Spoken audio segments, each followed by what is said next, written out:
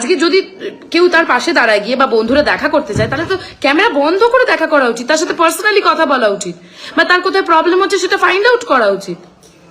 তখন ক্যামেরাটা অন করে দেওয়া কেন? আমার এই প্রশ্নগুলো আছে সিরিয়াসলি। আমাদের জানার কথাও নয়, আইন আছে, পুলিশ আছে, তারা জেনে নেবে। আমি চারিদিকে হেডলাইন দেখছি যে 78টা ঘুমের ওষুধ রহস্য, ঠিক আছে, এরকম অনেক হেডলাইন দেখছি। এই যে দেওলিনা নন্দীপ স্লিপিং পিলস খেয়েছে, এই ব্যাপারটা নিয়ে কেউ নেই যে জানে না।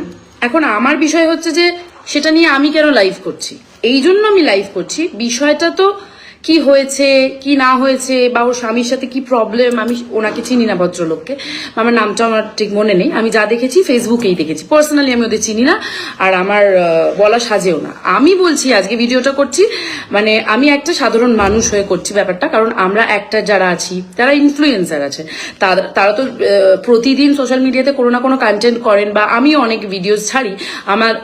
আমি যেহেতু অভিনেত্রী, তো আমারও অনেক কিছু আমি সোশ্যাল মিডিয়াতে ছাড়ি বা নানানভাবে কানেক্ট করি অডিয়েন্সদের সাথে। তাই আমার মনে হয় আমার একটা দায়িত্ব থাকে, বা আমাদের একটা দায়িত্ব থাকে, বিকজ আমরা সারাক্ষণ সাধারণ মানুষ যখন স্ক্রোল করে সোশ্যাল মিডিয়াতে অনেক কিছু দেখে ইনফ্লুয়েন্স হয়, তাই তো তাদের ইনফ্লুয়েন্সার বলে আমার মনে হয়। এবার ব্যাপারটা কি দেবলীনার লাইফে কি হয়েছে সেটা আমি জানি না, সেটা নিয়ে আমার বক্তব্য থাকতে পারে না। আজকে ওর ঘুমের ওষুধ খাওয়ার পর যেভাবে জিনিসটা চারিদিকে, মানে ফেসবুক খুললেই ও 78টা ঘুমের ওষুধ খেয়েছে, মানে এটাকে এমন ভাবে হাইলাইট করা হচ্ছে। মানে এখন ব্যাপারটা হচ্ছে যে এখন ওই ব্যাপারটা নিয়ে মানুষ সরগরম যে কটা ঘুমের ওষুধ খাইলো হ্যান ত্যান। এবার আমার মেয়েও বড় হচ্ছে, অনেকের বাচ্চারা সারাক্ষণ সোশ্যাল মিডিয়া দেখে, তার মানে তাদের কাছে কি বার্তা যাচ্ছে যে কারোর সাথে কোনো অশান্তি হলে, ঝগড়া হলে বা হোয়াট এভার কোনো কিছু অন্যায় হলে ঘুমের ওষুধ খেয়ে নেওয়াটা কি সলিউশন? এবার অনেকে বলতে পারে যে আপনি কি করে জানলেন যে তার কি অবস্থা হয়েছিল, তাকে বাধ্য করা হয়েছে ঘুমের ওষুধ খেতে? হয়তো হতেই পারে, আমি তো সেই সিচুয়েশনে ছিলাম না, তো আমি আগে থেকে কথাটা বলতে পারি না। কিন্তু আজকে এই জিনিসটাকে হাইলাইট করা কি ঠিক হচ্ছে? সে কতটা ঘুমের ওষুধ খেয়েছে, কতদিন ধরে ঘুমের ওষুধগুলো জমিয়েছে সে। আজকে তো এইটাও বার্তা যাচ্ছে সমাজে যে কোনো প্রবলেম হলে আমরা আইনের কাছে যাব না, আমাদের দেশে কোনো আইন ব্যবস্থা নেই, আমাদের কোনো ল নেই, আমাদের মেন্টাল প্রবলেম মানে মেন্টালি আমরা যদি আনস্টেবল মনে করি আমরা কাউন্সিলরের কাছে যাব না, আমরা সোজা ঘুমের ওষুধ খেয়ে নেবো। এটাই কি? আচ্ছা মানলাম ওর মেন্টাল কন্ডিশন ঠিক ছিল না, ও জানে না ও করে ফেলেছে, ঘুমের ওষুধ খেয়েছে, ফাইন। তারপরের দিন সে হসপিটালে বসে তার বন্ধুরা তারা কি করে ব্লগ বানাতে পারে? তাকে তো কাউন্সিলিং করানো দরকার যে ঘুমের ওষুধটা খেয়ে ফেলেছে, বা এই জিনিসটাকে সলিউশন করা দরকার, বা পুলিশের কাছে যাওয়ার দরকার, বা লয়ের দ্বারস্থ হওয়া দরকার। তাহলে আমরা সেই কাদা ছোড়াছুড়িটা কেন দেখছি? সলিউশন গুলো কেন হচ্ছে না? কেন এটা নিয়ে কথা হচ্ছে কতদিন ধরে ঘুমের ওষুধ জমিয়ে ঘুমের ওষুধ খেয়েছে? কেন এটা বলা হচ্ছে না যে তাহলে অন্যায় করেছে, যে দোষী তাহলে সেটা খুঁজে বার করা হোক, আমরা আইনের দ্বারস্থ হই, তারপরে যদি দেবলীনার মানসিক অবস্থা ঠিক না থাকে তাহলে আমরা কাউন্সিলিং করাই? এটা কেন জোর পাচ্ছে না? এটা কেন জোর পাচ্ছে সে কতদিন ধরে ঘুমের ওষুধ জমিয়েছে আর কটা ওষুধ খেয়েছে? যেখানে যাচ্ছে যে কথা বলছে 78টা ঘুমের ওষুধ নিয়ে কথা বলছে, মানে এটা কি ঠিকঠাক বার্তা যায়? মেবি আমি ভুল হতে পারি, কিন্তু আপনারা বলুন। আমি প্রচন্ড ফ্রাস্ট্রেটেড হয়ে ভিডিওটা করছি, বিকজ আমরা নেক্সট জেনারেশনকে মানে আমাদের জেনারেশনকে কি বলছি যে কোনো একটা প্রবলেম হলে ঘুমের ওষুধ খেয়ে নিতে হবে, সেটা নিয়ে ব্লগ করতে হবে, কন্টেন্ট করতে হবে। আরে কন্টেন্ট না বানিয়ে আমরা তো যেই মানুষটা সত্যি অসুস্থ তাকে যা ভাবে ভালো রাখা যায় সেটা করা যেতে পারে। সে কি কন্টেন্ট বানিয়ে ভালো থাকছে? না তো। আজকে যদি কেউ তার পাশে দাঁড়ায় গিয়ে বা বন্ধুরা দেখা করতে চায় তাহলে তো ক্যামেরা বন্ধ করে দেখা করা উচিত, তার সাথে পার্সোনালি কথা বলা উচিত, বা তার কোথায় প্রবলেম হচ্ছে সেটা ফাইন্ড আউট করা উচিত। তখন ক্যামেরাটা অন করে দেওয়া কেন? আমার এই প্রশ্নগুলো আছে সিরিয়াসলি। মেবি আমি ভুলও হতে পারি, যদি আপনাদের মনে আমি ভুল বলছি সেটা বলুন। আজকে আমার বন্ধুরা, আজকে যদি আমি এই সিচুয়েশনে থাকতাম, আমি যদি অসুস্থ হয়ে হসপিটালাইজ হতাম, আমার বন্ধুরা আমার কাছে এসেছে কারণ আমার বন্ধুদের আমার দরকার সেই সময়, অবভিয়াসলি দরকার, তাহলে আমার বন্ধুরা কি গিয়ে আগে ক্যামেরাটা অন করে দেবে? আর সেই ঘটনাটা আমি কিভাবে ঘুমের ওষুধ খেয়েছি, তারপর আমি কোন বন্ধুকে ফোন করে বলেছি, তাকে আমি প্যাকেট পাঠিয়েছি, এই ঘটনাটা আমরা শুনবো না? সেই সময় তার পাশে গিয়ে দাঁড়াবো? আমি ওই ভদ্রলোককে চিনি না, চেনার কথাও নয়। আমি দেবলীনাকেও চিনি না, সোশ্যাল মিডিয়াতে 1-2বার দেখেছি। আমি কারোর হয়ে কথা বলছি না, আমি বলছি এই সিচুয়েশনে তো আমার মনে হয় এটা করা উচিত। যদি দেবলীনা মানসিকভাবে অসুস্থ হয়ে থাকে তাহলে তাকে কাউন্সিলিং করানো উচিত, আর যদি তার উপর অন্যায় হয়ে থাকে তাহলে আমাদের আইন আছে তো, তাদের দ্বারস্থ হওয়া উচিত, বা যার সাথে প্রবলেম হচ্ছে তাদের ব্যাপারটা মিটিয়ে নেওয়া উচিত। ক্যামেরা অন করে কেন? ক্যামেরাটা অন হচ্ছে কেন সব জায়গায়?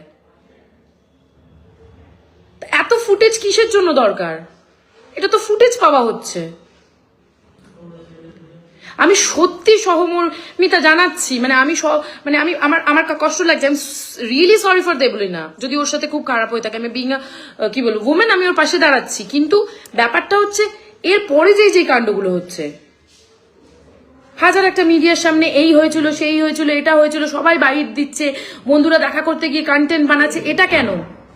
আচ্ছা, আমরা সবাই মিলে একতরফা কথা শুনছি, কেন আমরা দুতরফা কথা শুনছি না? কারণ তারা হয়তো ভাবছে যে সোশ্যাল মিডিয়াতে এসে কিছু বলবে না, তারা হয়তো আইনি ভাবে কিছু, আমি জানি না, মানে I don't know them, but আমার মনে হচ্ছে যে আমরা কোথাও ভুল করছি না তো, মানে আমরা একজনের কথাই শুধু শুনছি, দুপক্ষর কথাই তো তাহলে শোনা উচিত। আর আমরা কে শোনার? তারা যখন বিয়ে করেছিল বা তারা যখন সম্পর্কে এসেছিল আমাদের জিজ্ঞাসা করে তো আসেনি। তাহলে আজকে যখন সম্পর্কটা ভেঙে যাচ্ছে, তাহলে কেন তারা আমাদেরকে জানাচ্ছে? তাহলে তারা নিজেদের মধ্যে কেন রাখছেন না ব্যাপারটা? আজকে আমরা একজনকে সাপোর্ট করতে গিয়ে আর একজনকে সুইসাইড করার জন্য ঠেলে দিচ্ছি না তো?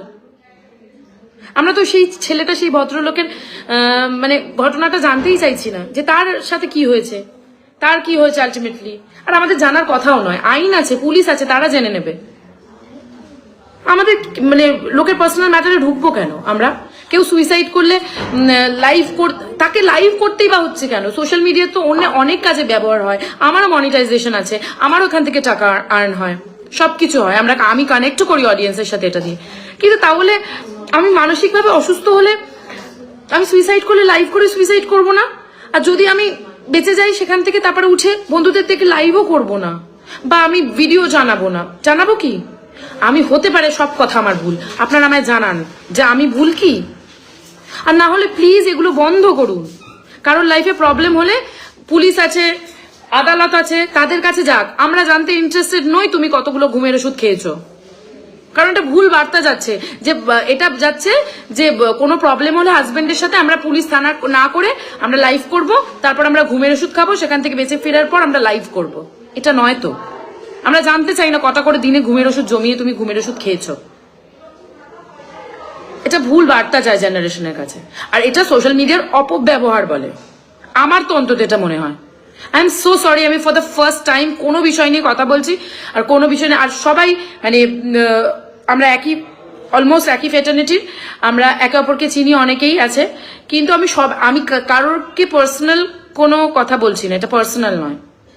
আমার মনে হয় এটা পার্সোনালি আমি কাউকে অ্যাটাক করছি না বা কোনো কথা বলছি না, এটা আমার মনে হয়েছে তাই আমি জানালাম, এটা জানাতেই হবে। এবার আপনারাও এটাতে প্লিজ মানে এবার ছেড়ে দিন এই টপিকটাতে ফুটেজ দেওয়া, let them solve their problem. একটা মানুষকে এত দিতে দিতে এমন করে ফেলছে, আমরা এক তরফের বক্তব্য শুনে দুতরফা না শুনে, তাহলে সেই মানুষটাকে আমরা ঠেলে দিচ্ছি না তো আরেকটা সুইসাইড করার পথে? মেবি সে ঠিক হতে পারে, মেবি সে ভুল হতে পারে, আমরা কে বলার? থ্যাংক ইউ, জাস্ট এইটুকুই। একজন লিখেছে এত রাগ কেন? রাগ হচ্ছে কেন জানেন? কারণ এই সিচুয়েশনটাতে ভুল বার্তা যাচ্ছে। আজকে আমার মেয়েও বড় হচ্ছে, আমার মেয়েও কি দেখে সারাক্ষণ তো কেউ তো আর বাচ্চাদের চাইলেও দূরে রাখতে পারছে না সোশ্যাল মিডিয়া থেকে। তাহলে কি দেখছে যে আজকে যদি আমার সাথে মায়ের সাথে ঝামেলা হয় আমি একটু একটু করে ঘুমের ওষুধ জমাবো, খেয়ে নেবো? এটা তো নয়। আমি চাই না এরকম বার্তা কোনো সন্তানের প্রতি যাক বা কারোর প্রতি যাক, তাই আমার এত রাগ দাদা, আর কিচ্ছু নয়। আমি কাউকে পার্সোনালি চিনি না, না ভদ্রলোককে চিনি না ভদ্র মহিলাকে চিনি। Thank you.